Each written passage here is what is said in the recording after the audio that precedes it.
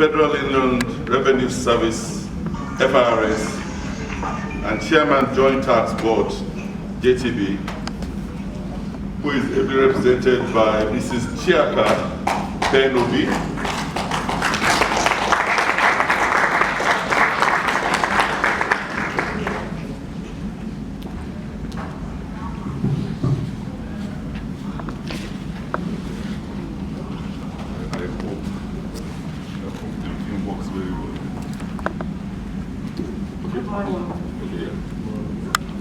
Good morning, delegates.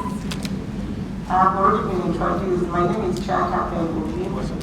I am the Group Lead Digital and Innovation Support Group of Federal Inland Revenue Service. I represent the Executive Chairman, Federal Inland Revenue Service, who expressed his desire to be here in person, but due to earlier commitments, he is not able to come here, so he extends his apologies. I'll deliver his paper, his keynote address, as he has given it to me. However, any flaw in the delivery, I take responsibility for. I read. His Excellency, the Executive Host Governor of Lagos State, Mr. Babajide Sanwo-Olu, here present or represented. His Excellency, the Executive Governor of Osun State, Mr. Boyega Oyetola, His Excellency, the Executive Governor of Ekiti State, Dr. Kayode Fayemi, the Senior Special Assistant to the President on Digital Transformation, Dr. Osarity Bobadia, the Executive Vice Chairman, Nigeria Communications Commission, Professor Umar Garba Dambata, President, Association of Telecom Companies of Nigeria, Engineer Ikechukwu Nami, President, Association of Licensed Operators of Nigeria, Engineer Benga Adebayo, Chairman and Chair Ladies of State's Internal Revenue Service, here present, Chair Executives of Government MDAs, here present, technology companies and multinational organizations, the convener, digital network services, and other stakeholders present. I will not be able to exhaust the list.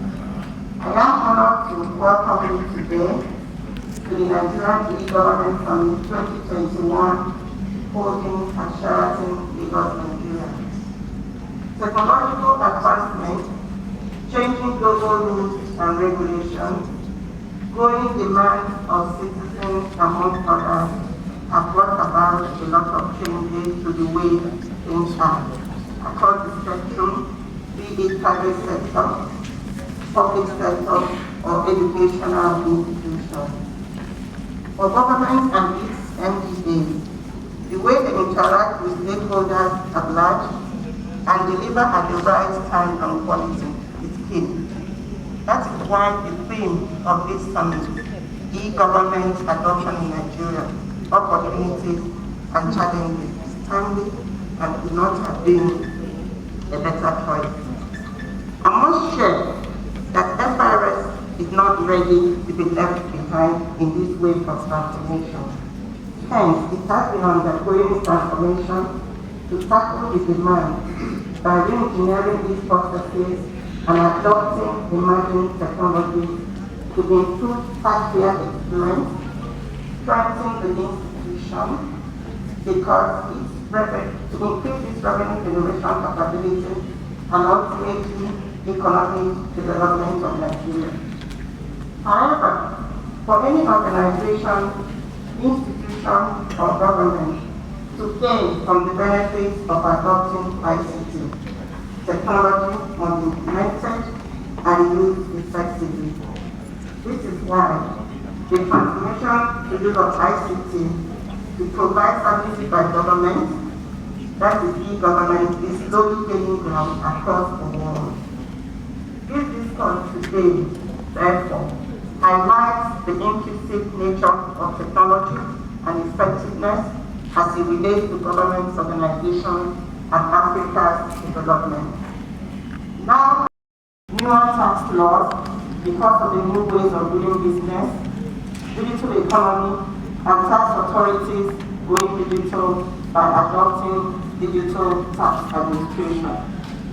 Nigeria has had to increase income generated through taxation from other sources other than oil amidst dwindling oil prices. From 2015, FIRS revenue generating capability in the non-oil sectors of the economy has improved immensely, and technological advancement has played a key role in ensuring and sustaining this performance. I'll just give you a bit of data. In 2014, the collection from oil, that's the tax collection from income generated in the oil sector in 2014 was 2.4 billion. Same year, in 2014, non-oil was 2.2 billion. Just about 200 billion. Oil collection was just about 200 billion more than non-oil. However, the very next year, which is 2015, oil collection from oil income was 1.2 trillion, while collection from non-oil was 2.4 trillion. Now we take that down, we start giving the year-by-year figures. We then take it down to 2020, which was just last year.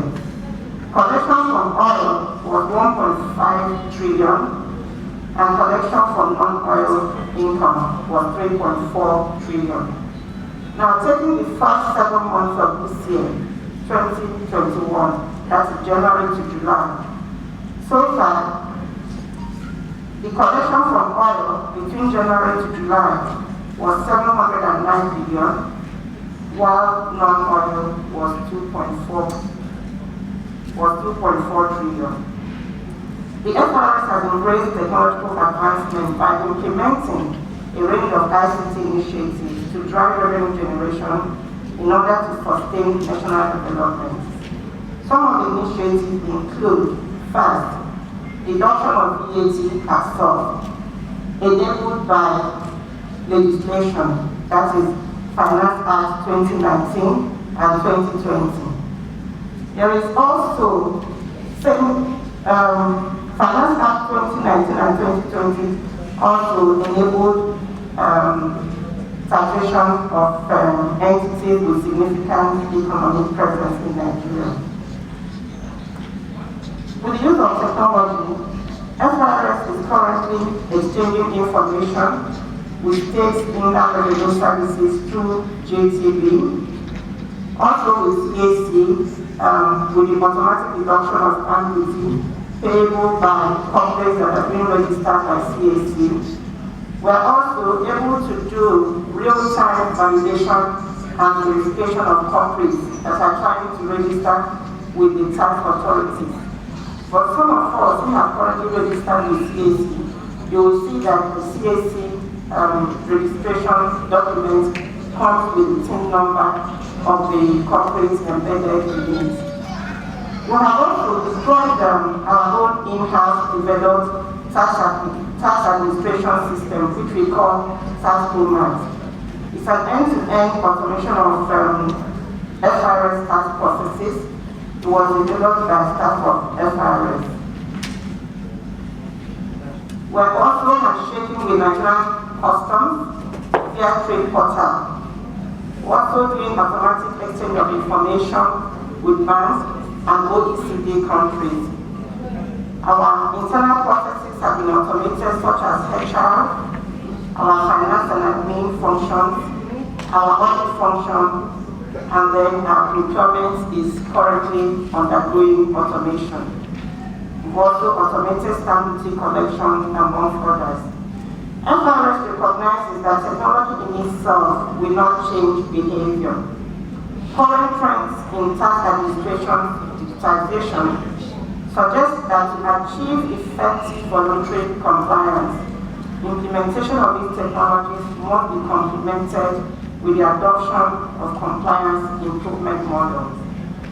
Consequently, the specific strategies supporting technology adoption for exponential and sustainable revenue collection are: 1. Revision of tax laws and regulation, intensive stakeholder collaboration, such as what we're doing today, intensive sensitization and implementation of legislation as and when they become acts, new enforcement strategies, reposition of large and medium taxpayers, among other benefits, among other strategies, especially capacity building of staff is also very important.